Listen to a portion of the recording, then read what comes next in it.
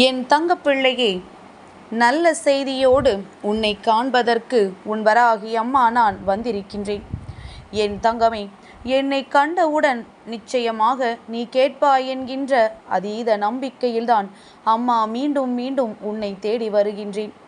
இன்று இந்த தாயானவள் கொடுக்கின்ற வாக்கில் என்னுடைய குழந்தையின் முகமானது சந்தோஷத்தில் மலரத்தான் போகின்றது. இந்த தாயானவள் உன் வாழ்க்கையில் நடத்தி கொடுத்த சில விஷயங்களினால் இன்று என் பிள்ளை மிக பெரிய மாற்றத்தை உன் மனதிற்குள் ஏற்படுத்தி இருக்கின்றாய்.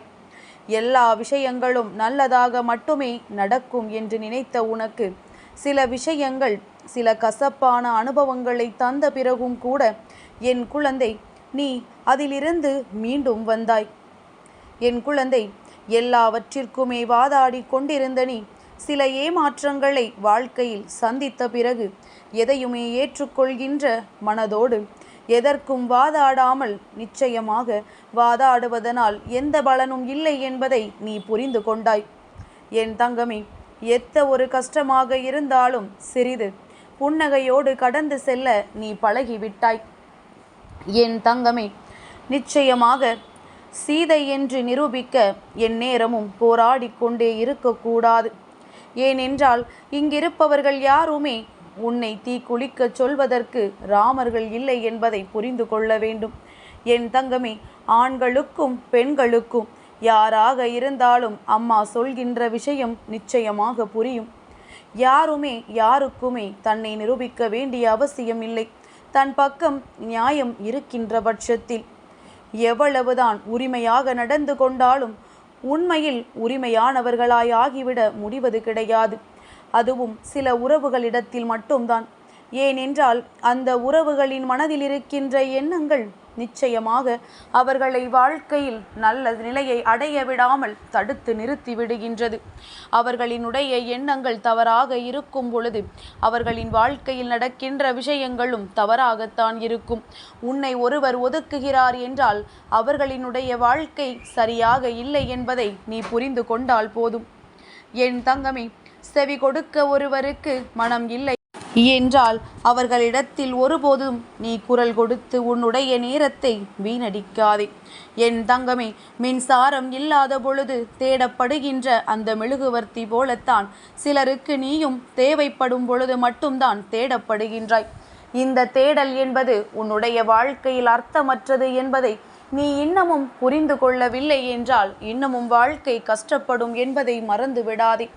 நான் கொண்டு வந்த நல்ல செய்தியே, என் குழந்தை, உன் வாழ்க்கையில் நீ நல்ல நிலைமைக்கு வந்துவிட வேண்டும் என்பதுதான். நான் உன்னை நல்ல நிலைக்கு கொண்டு வர இங்கே தயாராக இருக்கின்றேன்.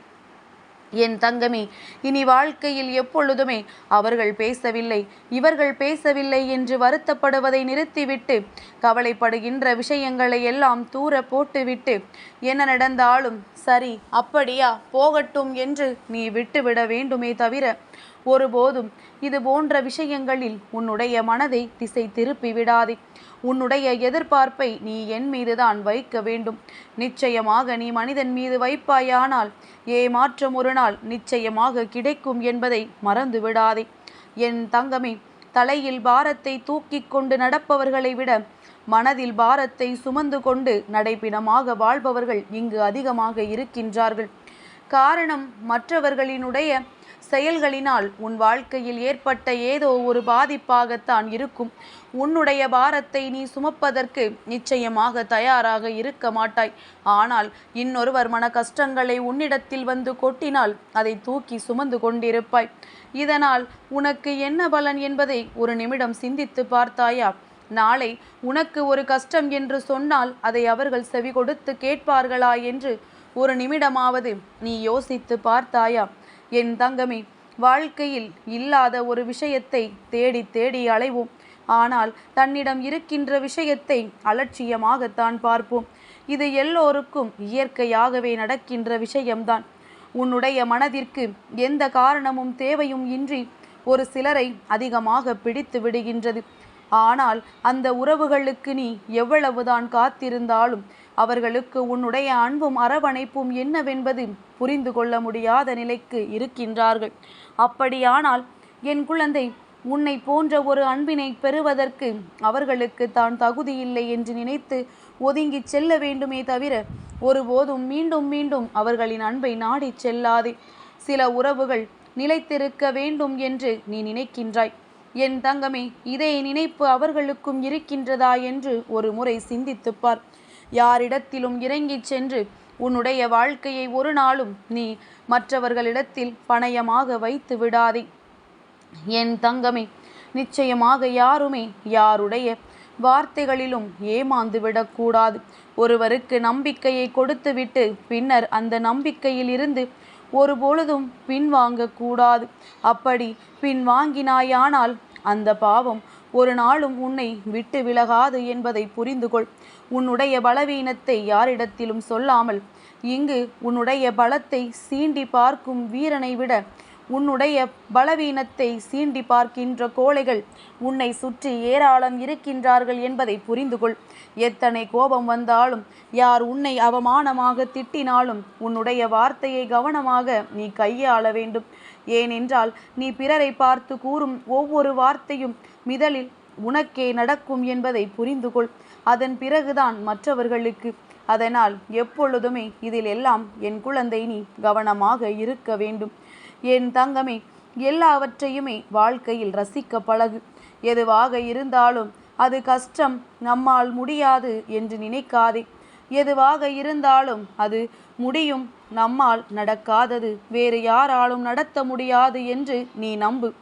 என் தங்கமே, உனக்கு தெரியாத யாராவது ஒருவர் உன் மனதில் இருக்கின்ற வேதனைகளையும் உன் கண்களில் இருக்கின்ற கண்ணீரையும் நிச்சயமாக துடைக்கிறார்கள் என்றால் அந்த நேரத்தில் அது உன் தாயானவள் நானாக மட்டுமே இருக்க முடியும் என்பதை நீ புரிந்து கொள். என்னுடைய நாமத்தை தினமும் உச்சரிக்கும் நீ நன்கு ஒரு விஷயத்தை தெரிந்து கொள். நான் உன்னுடைய உள்ளம் முழுவதும் நிறைந்திருப்பவள் என்று. உன்னுடைய மனக்கவலைகள் அனைத்தையும் அழித்து உனக்கு நல்ல வாழ்க்கையை நான் அமைத்து கொடுப்பேன் என்று நீ முழுமையாக நம்பு. நீ எப்பொழுது என் மீது முழுமையான நம்பிக்கை வைத்தாயோ அப்பொழுதே உன்னை சுற்றி இருக்கின்ற கெட்டவைகளை எல்லாம் நான் அழித்து விட்டேன். இப்பொழுது நீ என் கையை பற்றி கொண்டிருக்கின்றாய்.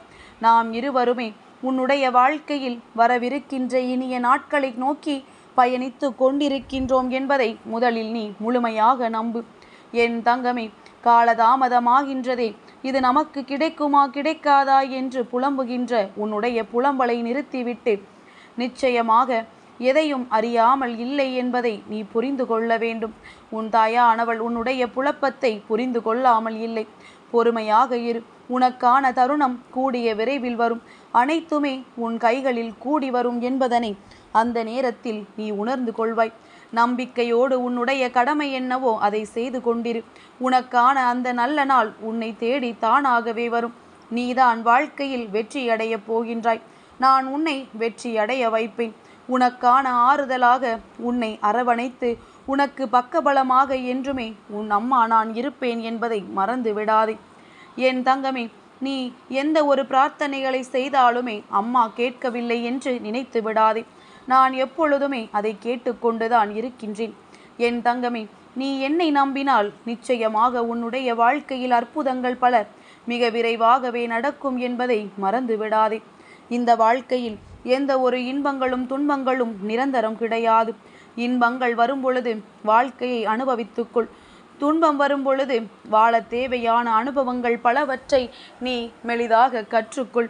என் தங்கமே, உன்னுடைய வீட்டில் சுபகாரியங்கள் நடக்கப் போகின்றது. குடும்பத்தோடு நீ மகிழ்ச்சியாக இருக்கப் போகின்றாய். உன்னை சுற்றி இருக்கின்ற அத்தனை தீய சக்திகளையும் விரட்டி அம்மா உன் வாழ்க்கையில் நல்லதை நான் நிச்சயமாக நடத்தி கொடுப்பேன்.